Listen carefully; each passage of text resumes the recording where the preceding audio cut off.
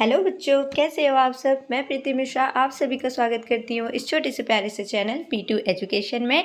आज मैं आप लोगों को हिंदी की पाठ्य पुस्तक क्लास 9 का चैप्टर 3 ब्रज की संध्या के कुछ इंपॉर्टेंट क्वेश्चन आंसर डिस्कस किया है। पहले वीडियो में मैंने पोएम एक्सप्लेन कर दिया था, आप वहाँ से देख सकते हैं।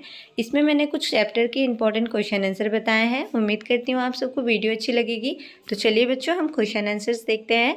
तो यहाँ पहला क्वेश्चन क्या दिया है, कवि हरिओ जी किस रूप में हिंदी साहित्य जगत में सुप्रसिद्ध थे, मतलब फेमस थे। तो जो कवि थे उपाध्याय सिंह हरिओ जी, वो खड़ी बोली के कवि थे और वह हिंदी के प्रथम कवि के रूप में हिंदी साहित्य जगत में फेमस थे। तो जो कवि थे उनकी कौन सी बोली थी, खड़ी बोली थी, और वह खड़ी बोली के प्रथम कवि थे जो हिंदी साहित्य जगत में प्रसिद्ध थे। ठीक है, नेक्स्ट क्वेश्चन क्या है, हरिओ जी का जन्म कब और कहाँ हुआ था। तो हरिओ जी का जन्म सन 1865 ईस्वी में आजमगढ़ के ज़िले के निजामाबाद कस्बे में हुआ था। नेक्स्ट क्वेश्चन है, हरिओ जी द्वारा रचित किन्हीं दो काव्य रचनाओं के नाम लिखिए। तो जो कवि थे उनकी दो काव्य रचना कौन कौन सी है। पहला है प्रिय प्रवास जो सन 1914 में प्रसिद्ध हुआ था, और दूसरा है पद्म प्रभूषण। ठीक है, नेक्स्ट क्वेश्चन है, हरिओ जी द्वारा विरचित दो मौलिक उपन्यास क्या है। तो पहले हमने क्या देखा था, दो काव्य रचना देखी थी, कौन कौन सी, प्रिय प्रवास और पद्म प्रभूषण। दूसरा है दो मौलिक उपन्यास। तो दो प्रमुख मौलिक उपन्यास कौन कौन से हैं, पहला है अधिकिला फूल और दूसरा है ढेठ हिंदी का ठाठ। ठीक है, नेक्स्ट क्वेश्चन है, प्रिय प्रवास पर हरिओ जी को कौन सा पुरस्कार प्राप्त हुआ था। तो ये जो प्रिय प्रवास है वो क्या है, यह कवि का द्वारा लिखे गए काव्य रचना है, यह कवि की काव्य रचना है।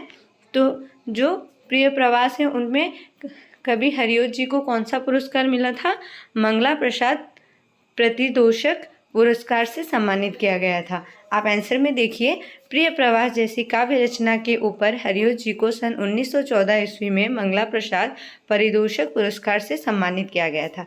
ठीक है, चलिए बच्चों, अब हम कुछ इंपॉर्टेंट व्याख्या देखेंगे जो आपके बुक में क्वेश्चन दिया हुआ है उसका। पहला व्याख्या क्या है, विपिन बीज विहंगम वृंद डैश नवमंडल मध्य थी।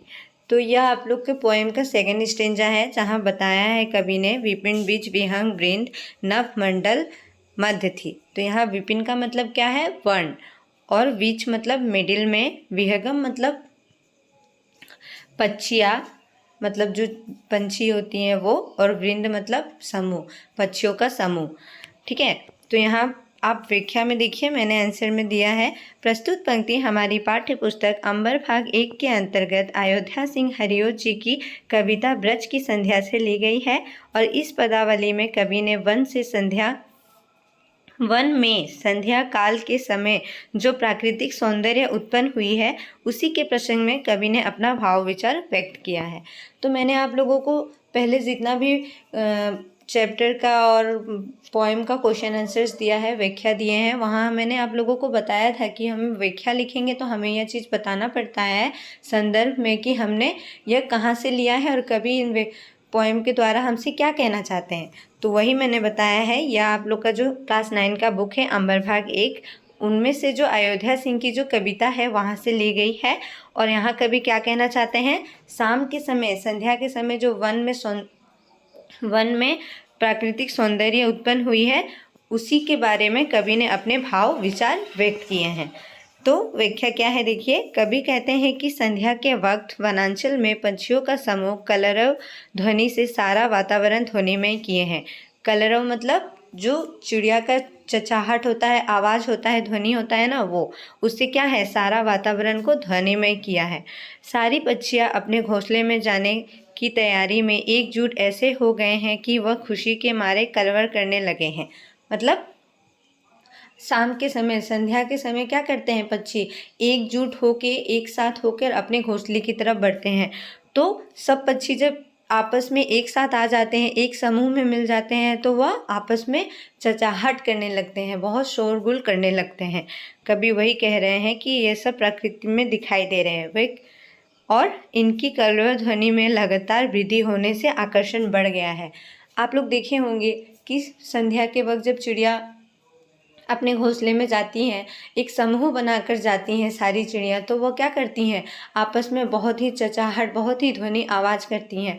और वह उनकी ध्वनि एक नहीं, एक आवाज़ करने से तो बहुत कम सुनाई देगा, लेकिन एक साथ बहुत चिड़िया आवाज़ करे तो बहुत ही ज़्यादा सुनाई देगी ना। तो वह उनकी ध्वनि में क्या हो रही है, वृद्धि हो रही है, मतलब आवाज़ बहुत बढ़ता हुआ दिखाई दे रहा है। कवि कहते हैं कि कोलाहल करती हुई यह पंछियाँ आकाश के मध्य में उड़ रही हैं और बड़ी आकर्षण लग रही हैं। मतलब जो ये चिड़िया हैं वह क्या आवाज़ करते हुए कहाँ उड़ रही हैं, आकाश के मध्य में, मतलब पूरा आकाश के बीचों बीच उड़ रही हैं और बड़ी ही आकर्षण और सुंदर प्रतीत हो रही हैं। तो कवि ने इस व्याख्या में हमसे क्या बताया है, प्राकृतिक सौंदर्य के बारे में बताया है। संध्या के वक्त वनांचल में जो प्राकृतिक सौंदर्य दिखाई दे रहा था उनके ऊपर कवि ने अपने भाव विचार व्यक्त करते हुए बताया है। ठीक है, तो चलिए बच्चों, अब हम यहाँ दूसरा व्याख्या देखते हैं। यहाँ पे कवि ने क्या बतलाया है, अंचल के शिखरों पर मध्य स्नेह स्नेह, मतलब कवि ने क्या बोला है कि ये जो सूर्य की किरणें हैं अब कहाँ दिखाई दे रही हैं, अंचलों के शिखरों पर, पर्वत की चोटियों पर दिखाई दे रही हैं और फिर वो धीरे धीरे गायब होते हुए प्रतीत हो रही हैं। तो यहाँ आंसर में आप लोग देखिए, मैंने लिखा है, प्रस्तुत पंक्ति हमारी पाठ्य पुस्तक अंबर भाग 1 के अंतर्गत अयोध्या सिंह हरिओत जी रचित द्वारा ब्रज की संध्या से ली गई है। प्राशंसिक तौर पर अस्ताचलगामी सूर्य की लालिमा युक्त किरणें ब्रजभूमि के विभिन्न भागों में किस प्रकार अपना प्रभाव जमा रही है, इन्हीं तथ्यों पर हरिओत जी ने अपना भाव दर्शाया है। तो यहाँ संदर्भ में मैंने क्या लिखा है, जो कवि हैं अयोध्या सिंह जी, उन्होंने क्या दिखाया है, अस्ताचलगामी मतलब डूबता हुआ जो सूर्य की किरणें हैं उनकी लालिमा रंग है वो किस प्रकार ब्रज की भूमि के विभिन्न भागों में किस प्रकार अपना प्रभाव जमा रही है, यह बतलाया है। और इन्हीं सब चीज़ों में उन्होंने अपना भाव दर्शाया है। तो यहाँ व्याख्या में कवि ने क्या कहा है, कवि कहते हैं कि अस्ताचलगामी सूर्य की लालिमा युक्त किरणें संध्या बेला को निखार रही है। मानो ऐसा लगता है कि यह पहाड़ों के शिखरों मतलब कि चोटियों पर इटलाती हुई चढ़ रही हैं और पर्वत की शिखर की शोभा को बढ़ा रही हैं। तो ये जो डूबता हुआ सूर्य है, संध्या बेला में शाम के समय जो सूर्य डूबता है धीरे धीरे, तो वो क्या करता है, उनकी जो लालिमा युक्त किरणें हैं, लाल किरणें हैं, वो क्या कर रही हैं, संध्या बेला को मतलब शाम के समय को निखार रही हैं, बहुत ही ज़्यादा सुंदर प्रतीत होते हुए दिखाई दे रही हैं। ऐसा लग रहा है कि वो पहाड़ के चोटियों से इटलाती हुई पहाड़ की चोटियों पे चढ़ रही है और ये पर्वत की जो शिखर है वो बहुत सुंदर दिखाई दे रही है, पर्वत की शोभा को बढ़ा रही है। ठीक है, धीरे धीरे सूर्य की किरणें अदृश्य होने लगी तथा आकाश के मध्य भाग और पश्चिमी भाग का दृश्य अति मनोरम हो गया। तो यहाँ पोएम के लास्ट लाइन में दिया है, मध्य स्नेह स्नेह, सूर्य की जो किरणें हैं तरणी मध्य स्नेह स्नेह, तो तरणी मतलब सूर्य की जो किरणें हैं वह आकाश के मध्य भाग से और पश्चिमी भाग से धीरे धीरे क्या हो रही है, गायब होती हुई दिखाई दे रही है, अदृश्य होते हुए दिखाई दे रही है। जैसे जैसे संध्या बेला डूबते जा रहा है वैसे वैसे सूर्य की किरणें गायब होते हुए दिखाई दे रही है और यह दृश्य बहुत ही ज़्यादा मनोरम हो गया है, मतलब बहुत ही ज़्यादा सुंदर हो गया है। आपने देखा होगा जब सूर्य डूबता है तो धीरे धीरे जितना ही वो अस्त होते जाता है उतना ही ज़्यादा वातावरण और प्राकृतिक सुंदर दिखाई देता है। तो वही कवि कह रहे हैं, इस प्रकार ब्रज की भूमि संध्या बेला अलौकिक सुंदर बिखेर रही है।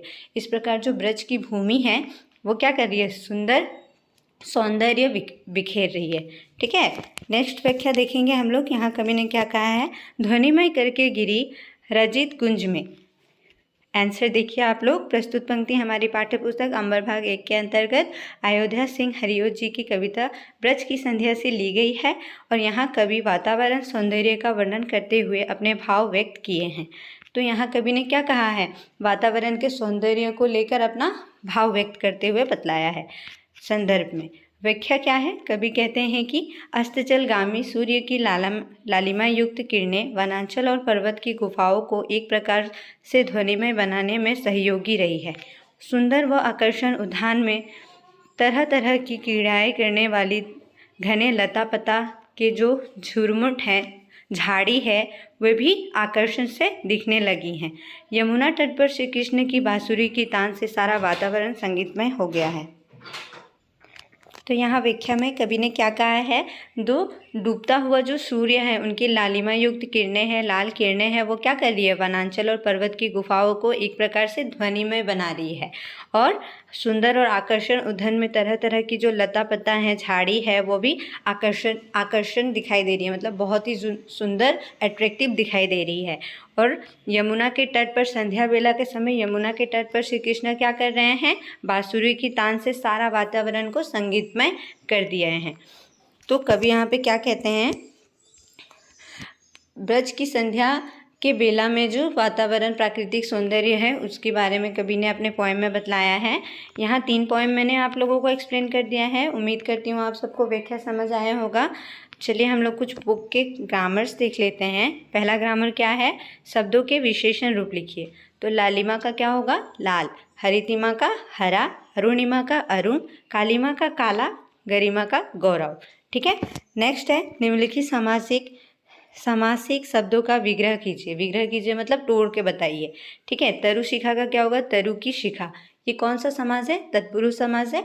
मैंने आप लोगों को यहाँ बस चैप्टर के समास बतलाए हैं। नेक्स्ट वीडियो में मैं आप लोगों को समास का पूरा वीडियो दे दूँगी, उनके कितने भाग होते हैं, समास किसे कहते हैं, अच्छे से एक्सप्लेन कर दूँगी, तो आप लोगों को और अच्छे से समझ में आ जाएगा। नेक्स्ट है नव लालिमा। नव लालिमा मतलब नव की लालिमा, ये कौन सा समास है, तत्पुरुष समास। तरणि वेम, तरणि मतलब सूर्य, वेम मतलब सूर्य की जो गोला है वो। तो तरणि, इसको विग्रह कैसे करेंगे, सूर्य का बीम, ये भी क्या है, तत्पुरुष समास है। नेक्स्ट है गिरि गंधरा। गिरि मतलब पर्वत, गंधरा मतलब गुफाएं, यह भी क्या है, तत्पुरुष समास है। तरणिता तट, तरणिजा मतलब यमुना, तट मतलब किनारा, तो यमुना के किनारे, ये भी क्या है, एक तत्पुरुष समास है। उम्मीद करती हूँ आप सबको वीडियो अच्छी लगी होगी। Thank you. जय हिंद।